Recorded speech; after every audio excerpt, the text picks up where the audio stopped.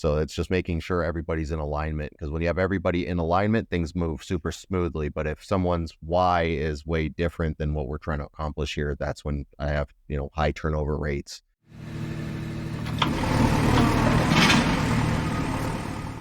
Welcome, everybody, to the Big Picture Blueprint. I'm your host, Dan Haverkoss, along with Mason McDonald.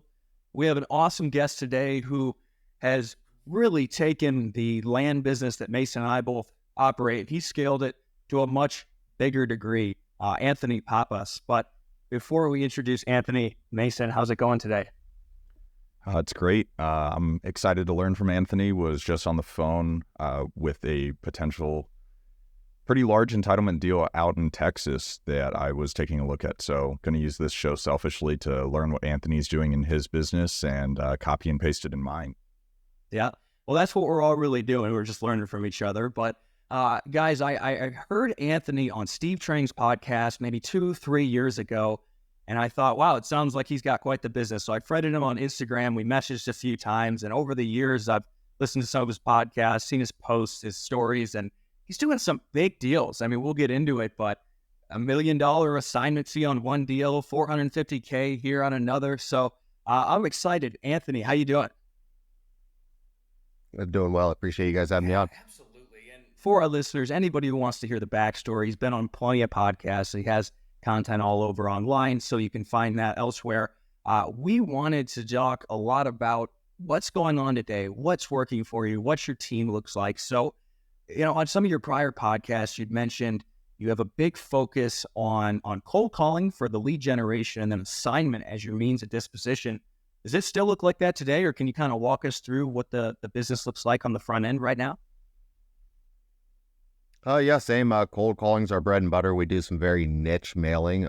So if we can't get a good phone number for them, that's who we mail. We don't really do the big blanket mailers like we were doing in the past. We're sending 15,000 pieces of postcards a month and just burning through money for no reason, and never really saw a good ROI on it in the Phoenix market. That, of course, I hear works well in other markets, but Phoenix is a little saturated with people sending mail and harassing people. So we cut back on that, and cold calling is staying true for us. And that's where we get probably 90% of our leads from. The rest either come from referrals or those targeted pieces of mail that we send out. So to get the lists that you're cold calling, I heard a podcast that you were on, and you were just going click by click through the GIS, picking parcels that you like. Are you still using that method, or are you doing a larger scale pull to get the data to eventually cold call?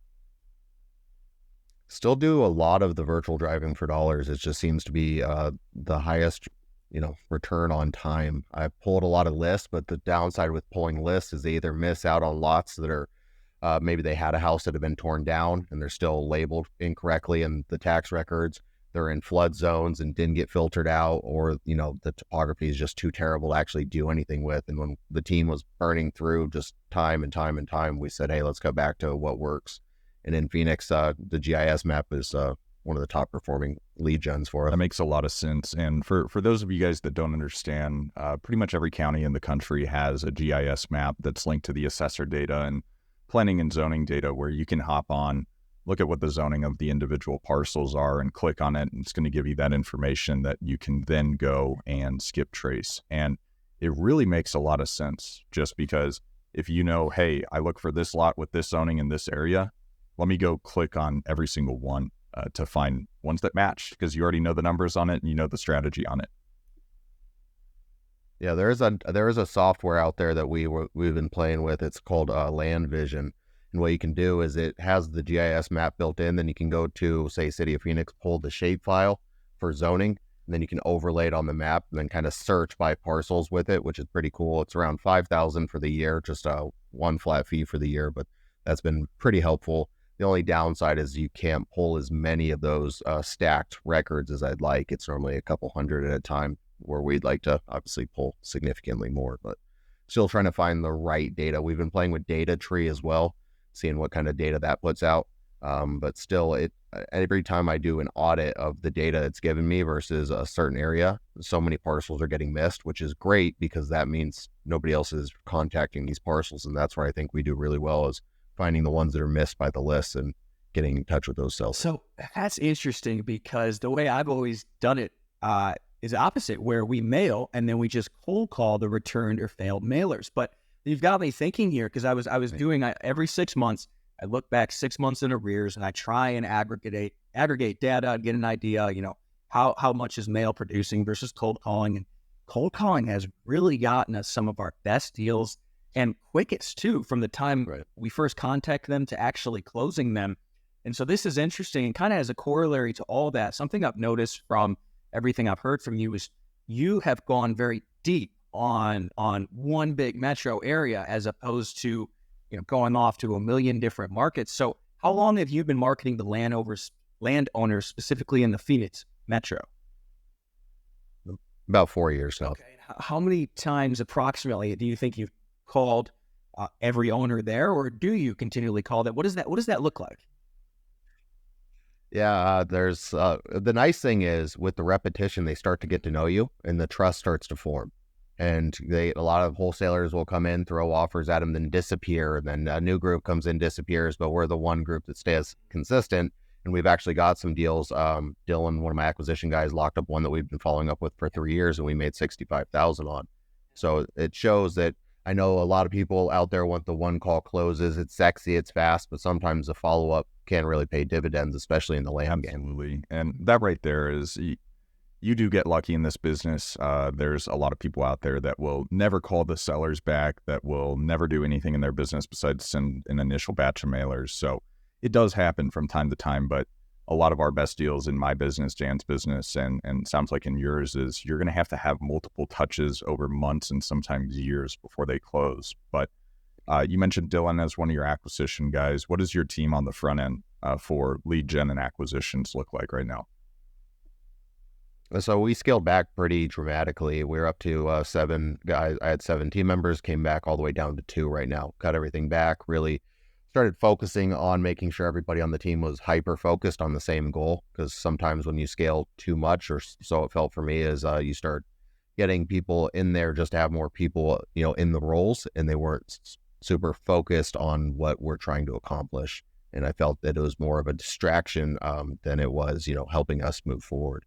And then also some people come in for the role and they don't enjoy it as well. And it carries through, and you realize you're burning a ton of time trying to help someone be successful with the job that they're not cut out for. It's part of the growing pains. So I recognized that name from one of your podcasts at least a year ago. So it sounds like you have some longevity with your employees. And this is somewhere where I've struggled. I've either hired people too similar to myself and eventually they just want to go start their own business, or too far on the other end of the spectrum and they're not motivated. How have you, or what strategy have you found is most effective for hiring and then incentivizing and maintaining good employees? So making sure making sure that their why aligns with my why, and that their end goal that they're trying to accomplish in life is something that they're going to achieve by being a part of, the company that I'm running. So it's just making sure everybody's in alignment, because when you have everybody in alignment, things move super smoothly. But if someone's why is way different than what we're trying to accomplish here, that's when I have, high turnover rates, or just poor performance on the team. And then they get burnt out because they're not producing, but they're also not making the calls. Now you're dealing with taking time from stuff you should be doing to try to help coach someone that's just not a good fit. So there's some good learning curve there for me as a leader on being more, like Steve Trang used to say, be super slow to hire and quick to fire. And that's something I'm having to be a more conscious of as we're growing, and making sure that if we're bringing someone on, it's just not to bring somebody on. There's a solid reason behind it. Because it would make more sense just to bring on a couple of VAs to cold call instead of acquisition managers. Because VAs, you can just pay them hourly rate and then you just expect them to do what they're doing. But I also put a lot of pressure on the team and hold pretty high standards. So what are some of the metrics that you're holding your acquisition managers accountable for? Is it amount of cold calls they're doing, amount of deals they're closing? How do you hold them accountable to staying in alignment with the vision that you've created for this company? The main thing is dials per day and contracts out per week, or at least offers out per week, because we can't be super confident that a contract's going to get signed. That's out of our control. The enemy gets a vote. So we can't control that, but we can control how many offers we get out. We can also control how much time we're spending on personal development, how much time they're spending. Are they showing up every day for sales training, stuff like that? So there are some things we control. One big one is sales training. You have to be there every morning. how many dials you're making per day and how many offers you're getting out per week are our main metrics right now. Are you still talking to sellers yourself? Oh yeah, all day long. Yeah, and that's I've noticed I want to scale it back and stay in the trenches as much as possible so I can kind of have more of a pulse on the market, especially since we've entered into kind of a weird spot over the last 2 years with interest rates going through the roof. A lot of our builders kind of hit the pause button end of last year all the way through about, end of last. So it was like mid last year till end of last year, there was like a weird pause with a lot of our single family builders. So I wanted to get my pulse back on it and realize I was spending too much time on busy work, dealing with cities and stuff on the entitlement stuff, and need to get pulse back in to see where we could make some shifts to pivot with the market. That makes sense. And personally for you, what is the favorite part that you have in the business? Is it calling the sellers? Is it managing your employees? Is it working with the city or the county on the entitlement side of things? City and entitlement is basically, watching paint dry, but it's turning the wrong color as it's drying, so you get to do it all over again would be my best analogy. Now I really enjoy helping the team build up their sales skills and crush it. I love watching one of my guys win more than me just winning myself. It's a different kind of feeling. I'd rather cut a check to one of the guys on the team than get a check, which sounds weird, but it's something that I've really found enjoyment in. So coaching the guys up is probably my biggest sense of, pride or happiness generating activity. But then also getting on the phones and haggling with sellers is also something I enjoy as well, just to make sure you still have it. Stay in the trenches. Yeah. Got to keep the sword sharp. Exactly. And one more question kind of on the acquisition manager, because it's challenges that we've both had in the business. And I think a lot of people have whenever they get either inundated with leads or they have difficulty managing it. With your team, who is and you don't have to say names or anything, but what are the personality traits of your best acquisition manager? Who's better than you at it, and why do you feel that way? So I don't know if anyone's better than me at it yet, which means I still have more to do as a leader and more training that needs to be done so I can offload that knowledge. I did have Steven on the team who was with me for 2.5 years, and his why was he wanted to make enough money that he could go all in on his YouTube career. He's always had a dream of being, an influencer. His first year with me, he took home 120. Next year, he took 230K. And so he was able to take that money, and now he's doing really well. He's had a couple views. Our videos already hit over 1 million views, and it's working. So that was awesome that I got to be a part of that journey a little bit. But he was one of the best performers, and that's because he locked in on the sales system and just 100% focused on nothing that. He was up at 4:30 in the morning just watching Sandler videos, watching Chris Voss videos, and he dedicated basically his whole time into becoming the best salesman he can. And it's funny because he does a lot of street interviews, so he's using those same sales tactics on people, and it's pretty fun to watch. That's awesome. And I think one side of that I heard that I think whenever you're looking at a sales position where your opportunity to make a ton of money it's limitless theoretically, but I hear that hunger that you're talking about with him, and he had a mission, and knowing that he can achieve it, he went out there and did it really quickly, and then staying motivated, watching Chris Voss videos and things like that, of matching the education with the hunger, and it just works out. So that's awesome to hear. Yeah. And although touching on that, the only downside is when you come in with that fire and hunger and you start having that success, you can also burn out pretty quick. Dylan, who's been with me the longest, he's on about 3.5 years. He's been very consistent. He's not the highest performer, just, banging 1,000 calls a day. And he's also not the lowest performer, just barely half-assing it, but he's stayed very consistent over the years. And I think that's helped him avoid burnout, because that's one of the biggest things I think we face in this industry, especially bringing on new people, is the burnout. Normally you get a year, maybe 2 years out of a guy before they're like, hey, no matter how much money they're making, even though we're working from home, in the AC with the dogs around us, it's still people burn out, and it's interesting. Yeah, I have to. I really want to second. Sandler training is excellent. I went through that as a teenager for the job I had in college, and wow, that has stuck with me. So you put your guys through that, and Chris Voss's program, or what is that? Yeah, so we've gone through a lot of the different Chris Voss's one. The nice thing is Chris Voss has a lot of online learning, like individual learning, where you can kind of do stuff on your own. He had a real estate one that was phenomenal in the negotiation 9. We also go through a lot of sales books together. So we'll read all the Sandler books, do a couple chapters a night, take notes, then we role play what we learned that night before and the next morning to make sure everybody's absorbing it and that we're all interpreting it the same way.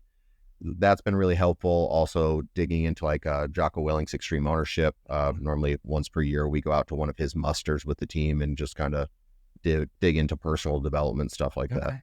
Yeah. That's so important because that's all this business is. That's other than the being skilled with the due diligence and knowing your stuff about construction, beyond that, the only point where you need skilled people is the sales side of things. That's it. That's really all this is. Okay. So one other thing around your whole strategy I wanted to ask is, are you still primarily assigning contracts, or are you buying and reselling more, or what does the disposition side look like? It's probably about a 85% assignment rate still. And then every now and again, we're taking some down, flipping them on market, and then cherry picking the ones we want to entitle. In Phoenix, it's getting a little harder to find the ones that you want to take through an entitlement for multifamily. A lot of multifamily buyers have also seemed to slow down. Starting to see a resurgence though, now that rates seem to have hit their peak. The Fed's come out and said they don't plan on raising any higher, which is good. Seems to be more buyer sentiment again on the multifamily side. So we'll see how that pans out. But yeah, we kind of hit the brakes a little on the entitlement stuff, just seeing what kind of shook out. But hopefully we're on the tail end of it and can go hard again on it. But there is some buyer sentiment, obviously, because we just signed that 17 acres in AJ, which will be a 390 unit. And that one went pretty quick with a couple offers on the table. Well, let's dive right into that one. Talk us through how'd you find it? How'd you get it? What did the initial contract look like all the way from front to back end on it? So that one came from cold calling. Carlos, who was on the team at the time, had been following up with the seller for over 2 years. Another long-term thing. Another group came in, couldn't get their plans approved. I think they wanted to do like a storage facility. So the seller came back, said, hey, it's available now. You've been the only person that's been consistently reaching out. I'll give you guys a chance. We had a buyer originally lined up that we were going to try to partner on. We were going to get some equity on the acquisition side and stay in the deal. They canceled when the market got a little squirrely. And said, we're no longer interested. So we started approaching other groups. And this is something I think a lot of people sleep on, is utilizing commercial brokers to help you find the right buyer. We want to do it all ourselves and keep all the money, but we would have never found the buyer we did without the commercial broker. Shout out to Gunner over at Levros for helping us find that buyer. And he found a great buyer that's out of Florida. They're a giant institutional multifamily group. And they said, hey, we like it. We just need time to entitle it. So we were able to go back to the seller, get an extension on our contract saying, hey, we need full entitlements before we can close. We're transparent that we're handling the acquisition up front for this other group. They're going to come in. They're going to be the ones building it. So what do we need to do to get this done? And it's been a fun back and forth between that group and our attorney. They have an attorney, obviously. When you start getting into the larger entitlement stuff, just be prepared. Everyone's got an attorney, and you have to sit there and just watch attorneys talk back and forth, and just $65 per email. It starts adding up quick. Where in the Phoenix Metro was this? So this is East Mesa, Apache Junction border. Gotcha. Yeah. Interesting. Okay. So with entitlements, what all does that, or what all is entailed in that process? Are you just submitting plans to the city and going through meetings and doing new survey? What all does that look like? Because few people are actually doing these and talking about them publicly. So can you get a little more granular there as to what all is entailed there? So the 10 unit will be a good example of that, because that's one that I 100% own. We as a company own. We bought it to fully entitle it. Bought it as a failed project from another group that was trying to entitle it. They had some issues with the architect and engineering team, which turned into an interesting a bit of karma, because we got some issues with our entitlement team as well. But so we bought the lot with the intent of getting hopefully 13 units. City chopped us down to 10 with parking and open space requirements, which we kind of expected. Ran into some issues with some easements and stuff like that weren't caught on the initial Alta survey. So that's been some other headaches, but kind of the process looks like this. You find a good site. You run your numbers based on what you think it's going to sell for, what you think it's going to cost to entitle. Normally you factor in a little 10% boost because everything costs more and takes longer than you expect. But thankfully, we had enough cash to buy this one outright, so we didn't have any holding costs, which has been kind of a saving grace with how long it took. But you find a site, you lock it up, and we go into like a feasibility period, normally 90 days, so we can get an Alta survey with the geotech, normally like a topo survey. And then we'll go in for a phase 1 environmental, make sure there's been nothing hazardous or that would, contaminate the soil that could cause issues for us. Then we kind of try to get in for a pre-application meeting with the city to make sure that they're going to even entertain what we want to do there.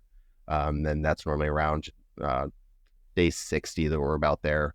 And then hopefully by day 90, we have some feedback from the city like, yeah, we'll entertain this. Since that other group had already gone through a lot of this, they already had preliminary site plan approval. We closed on it pretty quick, probably too quick, and missed some of these things. I should follow my own advice more often. Yeah. But yeah, it's been an interesting process because we picked it up. It had prelim site plan approval. We were hoping to take what they already had, make some tweaks to it and fix it. Turns out a lot of it was not salvageable at all.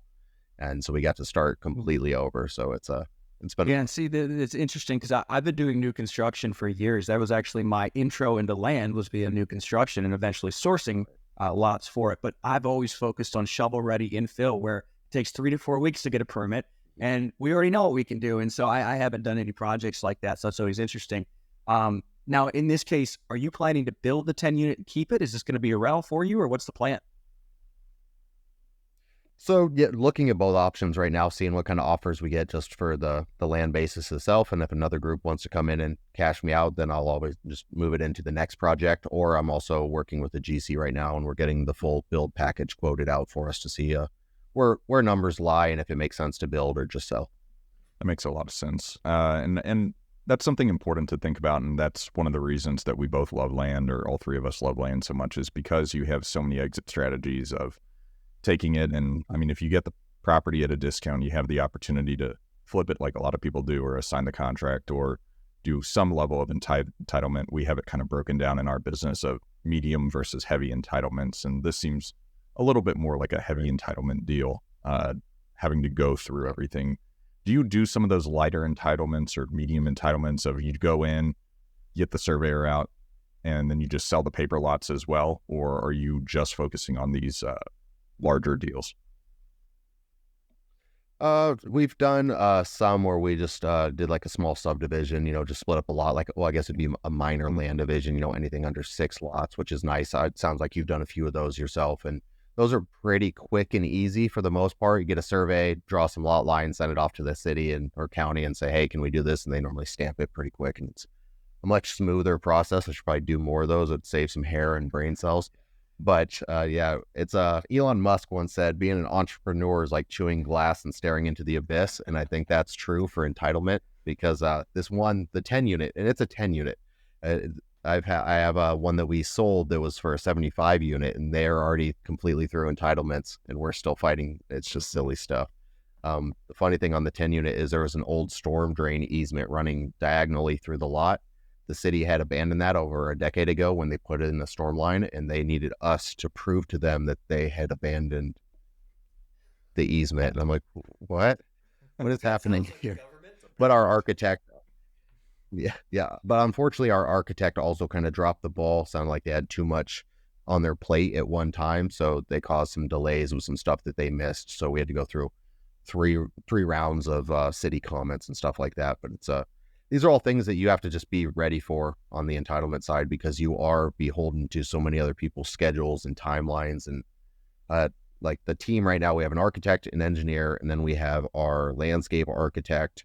We have our fire system architect. We have an entitlement attorney, and that's just the immediate team before you branch off into their own teams. And it's just a lot of people communicating. And then you have the city and all their people. So it's probably 35 people all in all that is just taking part and get this little 10 unit to where it needs to be. So learning patience is becoming a virtue of mine on this one. Well, there's one point I really wanted to make. Going back to when you started talking about this, you mentioned you bought it for cash, so it's been okay. And it's so important, guys, when you go into deals like this, where the government can, with one decision, delay you 6 months, a year and a half, to be really intentional about how you structure this, where you don't have short-term debt, or if you do, you're already ready to refinance it, or you don't have a monthly payment that you can't support in the long term. Because I've watched this happen to many friends of mine where you're totally at the mercy of the government. And so how someone might feel on any given day can affect your project. I'm sure you can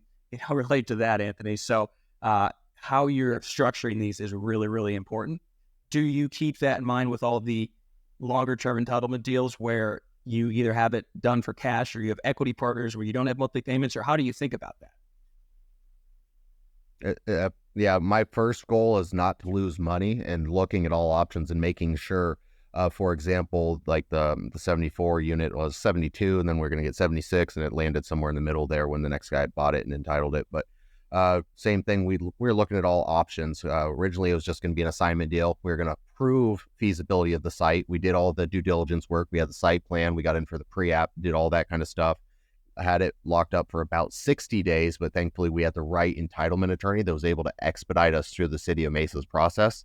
It was unheard of that we got through that fast. But I had a backup option that if the buyer that I assigned it to backed out for any reason, we had the cash available to take it down. So making sure that you're protected both ends, because we had 40 grand on the line for that. And I'm not a big fan of losing money, no matter how small. So even 40 grand, I wanted to make sure we were protected. So I went to a private lender and said, hey, how much equity would you want in this deal if we had to take it down? They said, yeah, I'll do it for 50%. So I had a safety net that if they failed to perform, we're going to take it down, run it through the rest of the entitlement and then sell it, which in hindsight would have been a great idea because we sold it to that group for 800 and it was 850,000. We made 450 on it, less the fees we had in. It was like 410 in profit. They have a standing offer right now for 2.8 on it, and they put about another 100 into finishing off the entitlement. So in hindsight, you should have just taken it down and ran it all the way through. But sometimes, we say it, and I feel like I don't know the expression, but it's the one in the hand versus two in the nest. And just sometimes whenever you're winning, because a lot of people will hear that and be like, man, 410 grand profit, shut up, dude. Like, that's fantastic. But then you hear the numbers on the back end, and it really depends on how comfortable you are with risk tolerance and just how far along in the process you enjoy or feel like you should model your business. Because if you're attempting to do all of it and you over leverage and you structure that deal in the wrong way, you can really screw yourself over. But I mean, good for them, being great for you on this deal. But I want to hear what you're in your mind, Anthony. What's the best deal you've ever done? And it doesn't have to be necessarily the highest profit, just your favorite deal that you look back on and you're like, you sleep well at night thinking about it. So my favorite one so far, and it was still a decent payday. This was a fun one. It was a lady had started a 10-unit development up in Sedona, Arizona. She had gotten underground done, and the contractors from her side of the story were taking advantage and overcharging her for everything. Sounds like they ran into a bunch of soil that was way worse than they anticipated. And that I like to find that I believe truth is somewhere in the middle. And I think maybe she didn't do enough due diligence on the front end. And, there was that. So anyway, she couldn't complete it, and she was running out of money, and it was going to go to foreclosure. A buddy of mine, Dario, who I met through this whole process, had started cold calling. I believe he was part of Pace Morby's group. Pace gave him like some sort of delinquent list, and he was just cold calling. He found it, didn't know what to do with it, sent it over to Ingrid Hernandez. She didn't know what to do with it. She sent it over to me, and we were able to structure it, save the lady from losing it, and we got it sold. And the three of us made $250,000. Dario got $50,000 for the cold call. Ingrid got $100,000, and then I took $100,000 as well for structuring the deal. That one's probably my favorite deal, just because how rewarding it was to get it done. And I actually sold it to some good friends of mine who finished the build, and it's about to be ready for occupancy coming up now. So they have a trophy 10 unit in the heart of Sedona, which is prime real estate for an amazing price. They're going to hold it forever. And it was just like a win-win-win all the way around. But it was funny. The seller even said when we first got her on the phone, she's like, I don't care if you assign this. I don't care what you do. I just need it done so I can get my money. And I think she got 1.3 for it. I think she was all into it for like $950. So she made some money on it too. So everybody won, but at closing, she had a change of heart because a broker reached out to her and said, I can get more for you. So she tried to cancel and not go in to sign. And I unfortunately had to put a little leverage on the situation and say, here's where we're at. The lender has already wired the funds. You have signed all the documents. if you don't do this, not only am I going to have to force specific performance on you, they're going to come after you for damages for the money sitting there and losing interest. Like, where do you want to go with this? And she's like, okay, yeah, I'll just do it. But that's another importance of having a really strong contract that you can enforce just in case things take a squirrely turn. Because I was blown away. I was like, hold on, you got everything you wanted, and now somebody's telling you that they might be able to get you more money, and you're willing to take that gamble, even though you're so close to losing this to foreclosure. It was just, that was pretty wild. Human emotion's funny. And it's, 100%. I mean, seller beware, I guess, but she won, you won, everyone won in that deal. Do you have any examples of times where it hasn't gone that way, where seller gets to the closing table and they attempt to back out and you've had to force a sale, or has that not become an issue in your business at this point? Thankfully, we haven't had to go specific performance yet. I have had to do 6 demand letters, letting them know that we were ready to, and we were 100% ready to, force the sale and make sure that people hold up to their contractual obligations that they made with us, especially if I have money on the line. And that's what I know some sellers maybe aren't as aware of the costs that go into this, but just making sure, and that's a thing I think a lot of the new wholesalers struggle with as well, is going around people and trying to muddy the waters when you see something out there is just a dangerous game, because everyone's going to get into the mix, especially when it comes time to sue, especially when you have big money on the table. So it's a dangerous game, but thankfully I've never had to go all the way to court. But yeah, we've done a few demand letters saying we are ready, and we had the packets ready to file. That normally gets people off the ledge. And if you're looking for a great attorney in town, Fowler St. Clair's who I use for all my contracts, my assignments, demand letters. And the beautiful thing about having the same attorney that drafted your contracts represent you through to the end is they're 100% confident that they can get it done based on how the contract was written. But makes a ton of sense. It gets expensive. Yeah. I mean, it's painful when you get that statement from an attorney at the end of the month the line items of emails sent back and forth, and it's $1,000 on emails. And it's like, man, that it's painful, but it's worth it in the long run. And you get pay now or pay later. But I think kind of on that note, how do you feel like you establish legitimacy? Because you're in one of the most competitive markets in the country. I know tons of wholesalers in the Phoenix area, and I know tons of people that are doing business out there, and I know tons of people that are failing at business out there. How do you feel like you and your company differentiate yourself of, hey, we're legitimate, we're the real deal, we're not like the guy sending you, we'll buy your land for cash postcards? I think the track record, we have a really strong track record. We have a great relationship with Pioneer Title Agency, and I've had people that were hesitant before using with us, and I said, call Pioneer Title. I've given them permission to fully tell you how many deals we've done this year. Feel free to call and vet us out. You can pull us up on the county records. You can see the deals and transaction volume we have. You can see that we currently own properties, and then I can also send you a proof of funds directly from an actual bank that shows that we have the funds available for certain lots. Nothing on the too big, obviously, but a lot of lots that we are putting offers in, we do have the cash available to purchase it if we say we're going to. Yeah, I want to just drill down or second that, because the number one reason in the competitive markets we're getting business too is because we put them on the phone with our title company, which is also an in-house attorney in Florida, which has been excellent, and proof of funds. So that is so important, guys. And actually having earnest money on the contract, to your last point about having to force a sale, I feel like you might have trouble there if your earnest money was $10. So guys, actually put up an earnest money for serious deals.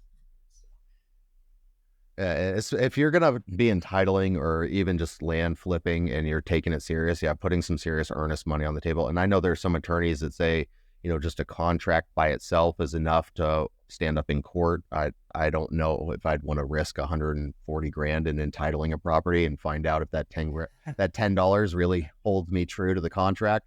So we do make sure that it's majority of the contracts we send are $5,000 and $10,000, and we do deposit the $5,000 and $10,000 with the title company, and so that our contracts are pretty drum tight. But touching back on forcing the sale, we have let some sellers out of contracts due to personal situations that they were facing.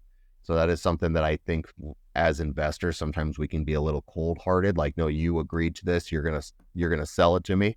But at the end of the day, as long as we're taking care of people and treating them with the same respect that we expect them to treat us with, there can still be a win-win. And we've had some people that, lost a significant other and they were not in the right mental space to deal with this kind of transaction. And we completely understood and got our earnest money back and shook hands and went our separate ways. So there is a level of humanity that I think we need to focus on as well. And that's my soapbox speech. No, I think it's important because ethics in business it's really easy to go down a slippery slope and fall down, and suddenly you're looking at it and you're the guy that's screwing over all these old people that no longer can afford to pay for their retirement or senior living home or whatever it is that's going on. And I think it comes down to transparency in the transaction of recognizing, hey, we are investors. We are planning on making more profit on top of this deal. And I think depending on the actual seller, a lot of them understand that and they are okay with that if you are treating them as humans as versus an object. So I think it's an important point to make because Absolutely. it's easy to fall down the other side of it. Yeah. But I want to dive a little bit more into your business. So, I mean, we're talking about assignments and we're talking about all these. Are you doing any smaller land flips, or do you have what's your deal criteria that you look at for any deal that you're doing? It's gotten so wide. That's the problem. I'm a deal junkie and get my little dopamine fix every time I'm underwriting one. Yeah, I will buy stuff as small as an acre out in the middle of nowhere, Whitman or Tonopah, if it has utilities to it, and then I'll sell or finance it. That's not something I'd really ever played with in the past, but I was having so many wholesalers sending me stuff out there, and we just needed to put some funds to work. I said, hey, why not? So we started buying some of those, and it's actually been pretty rewarding because there are certain people that maybe they don't have all the cash down and their whole dream is to just buy that one lot that they can one day put a mobile on and live out in the middle of nowhere, and helping people accomplish that's pretty rewarding. And then we're looking at stuff all the way up to, 20, 30 acres for multifamily development. So it's just such a wide band of what we're looking at that it's a little overwhelming sometimes, but I enjoy it. Gotcha. Okay. And one thing that I wanted to circle back to along with that is something you mentioned before about a deal that you have under contract at $3.5 million and you're assigning. And this, for me, really breaks some limiting beliefs in my head. So many people are afraid to send an assignment contract with a $20K fee. Can you tell us about the deal we're talking about and maybe do a deep dive on this one? Because I think there's a lot both Mason and I and our audience can take away from it.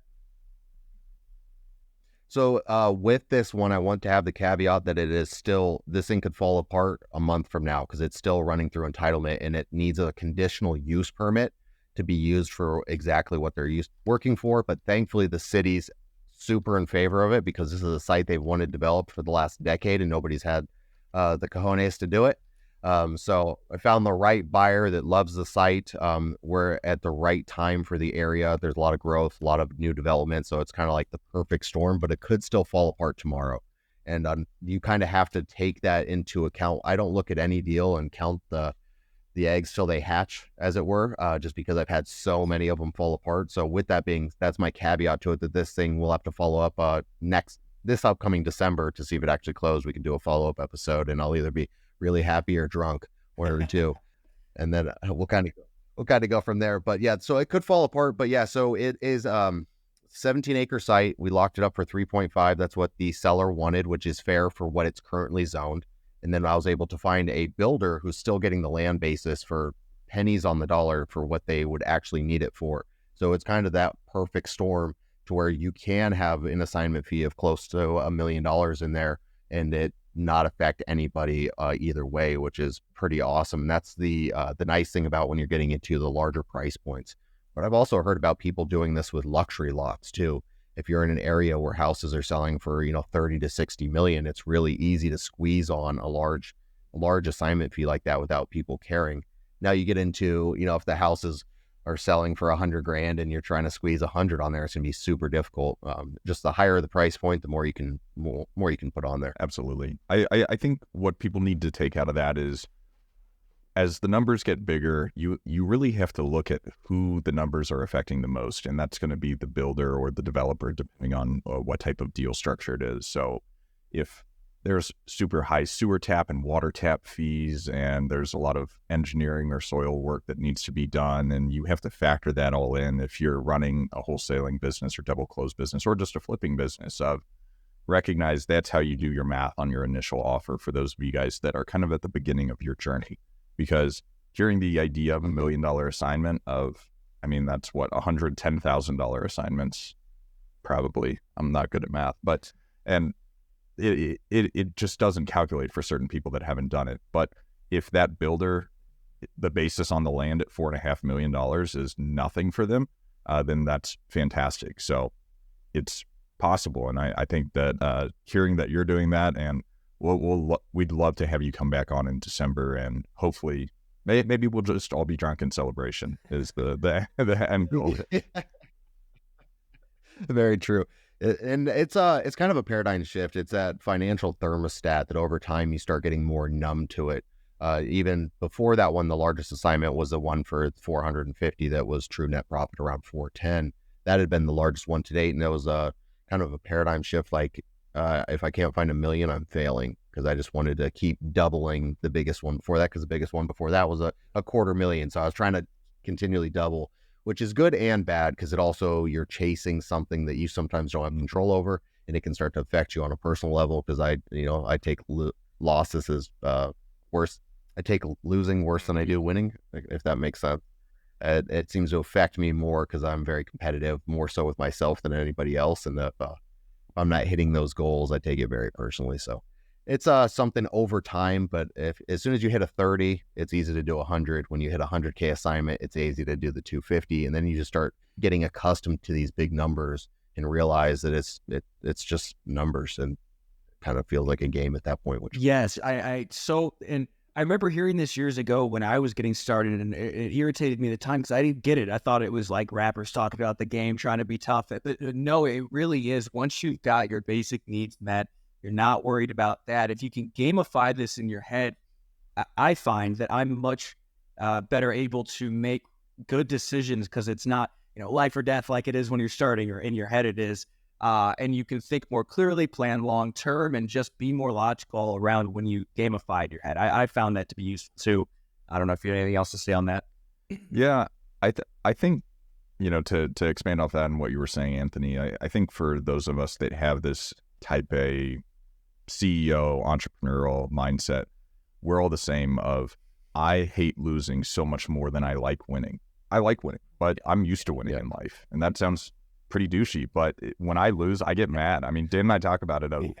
We just joined a new gym where we can start playing basketball and everything, and I told him, I'm like, dude, I'm a sore loser. I get upset in competitive games, and I've got 2 deals going on right now where it's one's buy for 205, and we might sell it off market close to 370, 380, and I've got one that I'm buying in Arizona City that I'm buying for 20, and we're selling probably off market. Already brought a buyer to the table at 28,000. And it's hard not to be upset about that $28,000 one. My money's going to be out for, 14 days. And then you do the math on it, and it's like, dude, that's a 7,000% annualized return at the end of the day. It's a win in anyone's books. You have to celebrate these wins in some capacity, because you look and it's like, dude, I just made a little bit of money in 4 days or 14 days. And so I think no matter where you're at in the business, you have to still try and celebrate as much as you can, because it really is easy to get numb. I think that's an amazing point, and that's something that I had struggled with too, is you start almost looking over these small deals like they're not worth your time, not realizing that those small deals will add up as much as the other, and sometimes those will be what keep you going through a bad month. Sometimes, because when you're just chasing big deals, we had, I believe, around 2.2 million in escrow in assignment fees last year that fell off the board when the market got squirrely. We had 4 large entitlement lots that all buyers backed out, and it went to shit because they were just not comfortable taking the risk. So that's the downside to chasing. Year over year, we're down about 35% in net profits for the year, because we started chasing nothing but bigger deals. And when you get lost chasing bigger deals, you're gonna take some lumps, and that's keeping us the infill lot business strong and steady, or even a small, the minor land division business steady, that's going to be your bread and butter to let you chase these bigger deals and also give you the capital to take them down and risk some money. Because I'd hate to see anybody watch this and say, I got 20 grand in the bank, I'm going to go entitle a lot. Nope. Please don't do that. Please don't do that. Get some traction, get some deals done on your belt, build that confidence, build that nest egg, and then take on that opportunity. Because any money that I risk, I can afford to lose right now, which is a blessing in itself to be in that position. Or you can find somebody that's willing to take that risk. But if you're playing with other people's money, you have a fiduciary responsibility to protect it. Even if you're not bound legally, morally, we have a responsibility as investors to uphold that truth and honesty and keep people protected, because the last thing you want to do is burn people, because that could be their life savings that they're entrusting you with. And I'm too. No, he's not, man. And I mean, we agree with you 1,000% of, we've said, and I said a lot of these deals, especially when you're getting started, I would never structure deals the way that I did 2 years ago whenever I was getting started.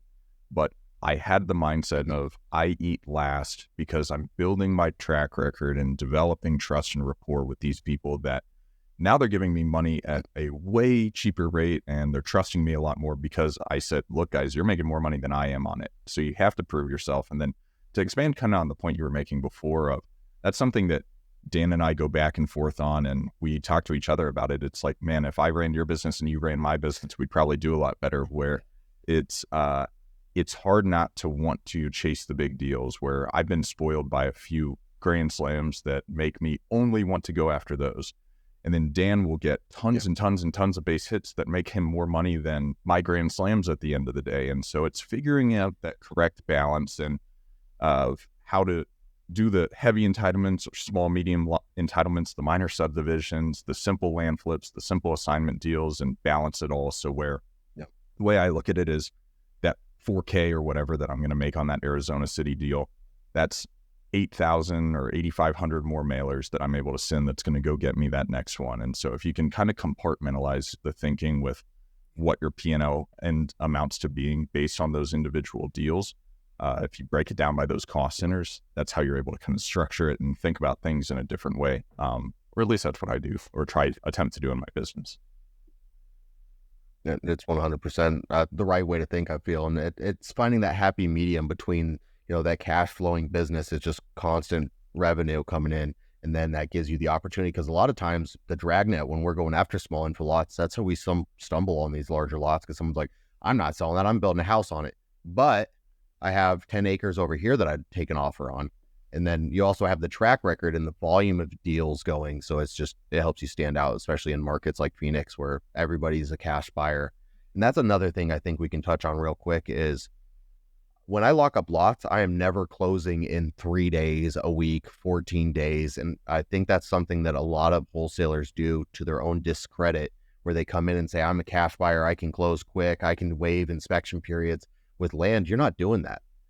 I know very few land buyers that'll just buy with sight unseen land, because so many of them have been burned in the past, where they've had issues with easements, encroachments, soil issues. And it's very rare that I have a buyer that'll take it without at least a 24-hour inspection period.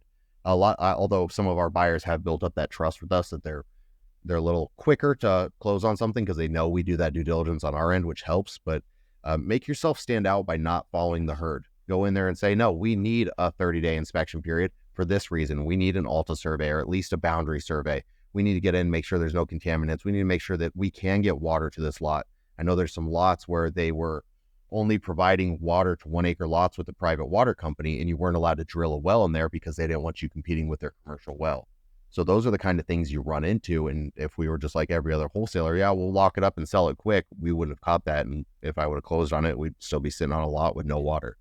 So it's something I feel that is lacking in the community, as it were, that people are just taking the house selling script or buying script and trying to apply it to land, when it is. I have to emphasize this. I'm doing a whole talk next week at the local real estate group about direct to seller marketing 2024, what's working. And I'm using my own business as an example. And that is one of the biggest points I want to make is land is totally different than single family houses. And the demographic that sells, usually there's distress sometimes, but I'd say 80% of our buyers are more upper middle class to wealthy.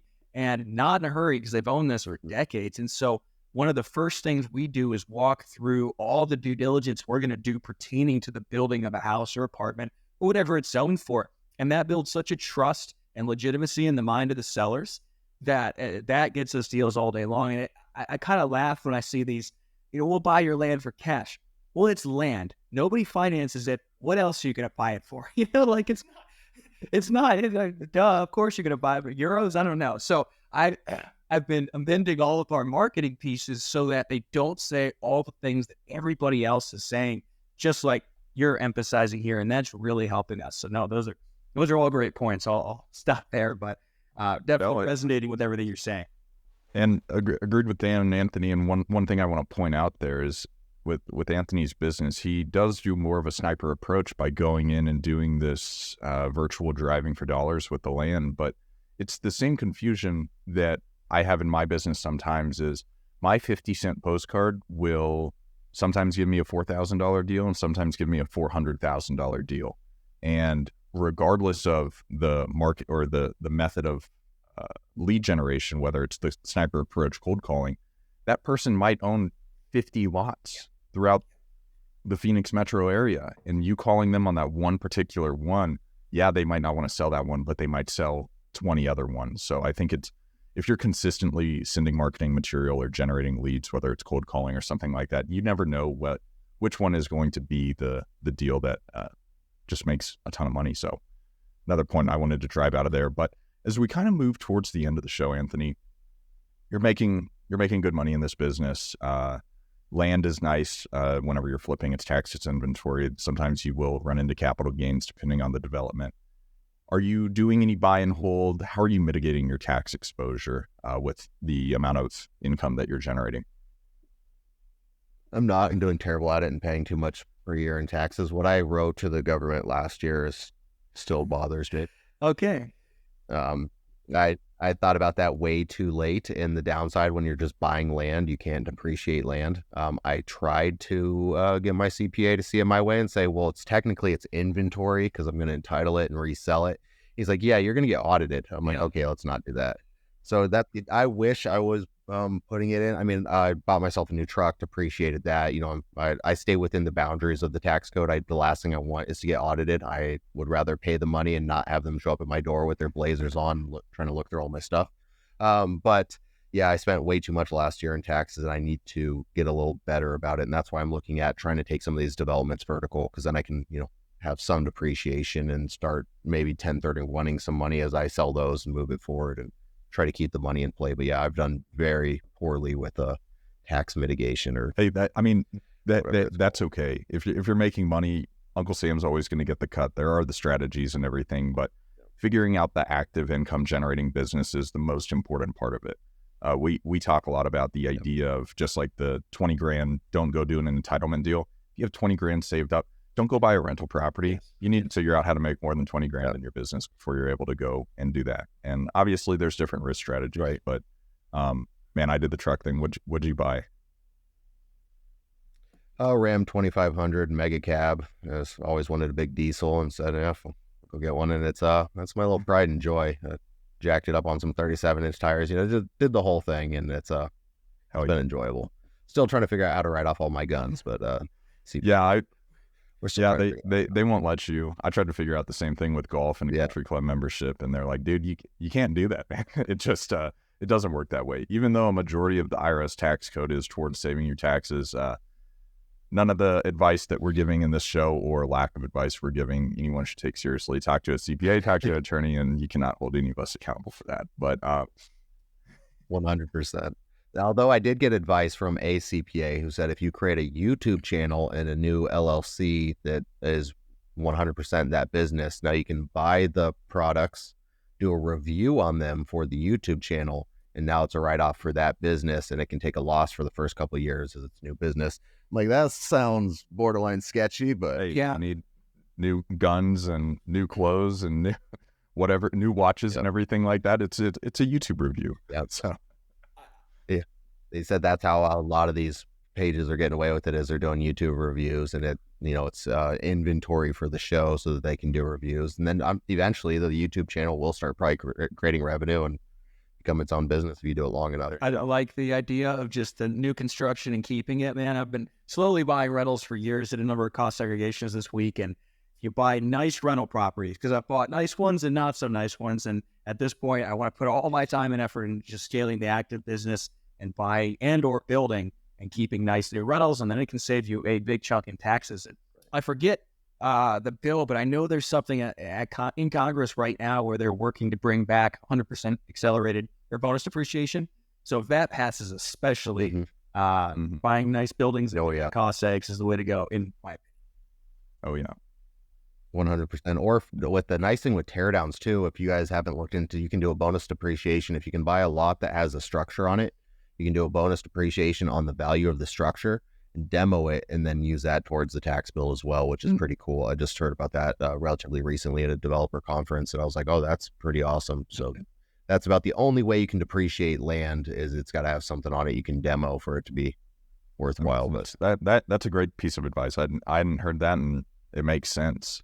But once again, not a CPA. Don't listen to any of us. We're attorney. We need that disclaimer at the beginning of South Park on our show, basically. Yeah, not a bad idea. I love it. Well, as we start to wrap things up, are there any questions that we didn't ask that you wish we had asked during the show? No, you guys did amazing. And then just a lot of people want to get into land, and I think they should. I think it's the untapped resource that's starting to get more traction. We're starting to see a lot more people get into land, but there's so much room for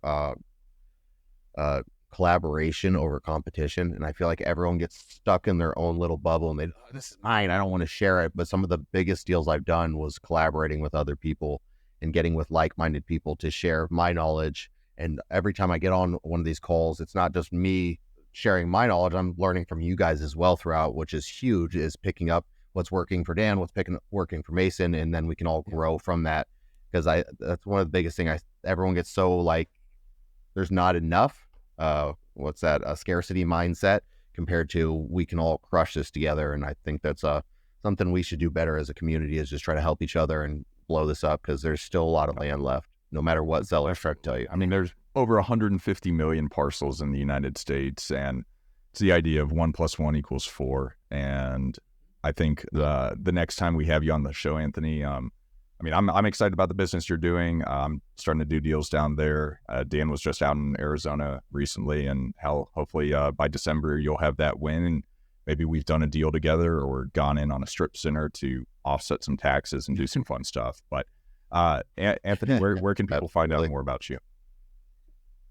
Instagram, probably most active. It's AD Pappas on Instagram. Facebook's Anthony Pappas. Then YouTube, I think, is AD Pappas as well. So try to throw out some of our wins and videos and stuff, lessons learned, just for people trying to get started. And if anybody has any questions, hit me up. It might take a while to get back. I don't know when Instagram did this, but they have like a request and then like a blocked folder, and I always forget to check like the request folder. And so I have like my inbox, then there's a general inbox. I don't know why there's so many inboxes on Instagram or what's going on, but yeah, I always forget to check requests. And if we haven't like communicated before, everything gets lost in the request folder, and I'm trying to be better about checking that intentionally more often. You're a busy guy. You're doing a lot of deals, but man, this was a ton of fun.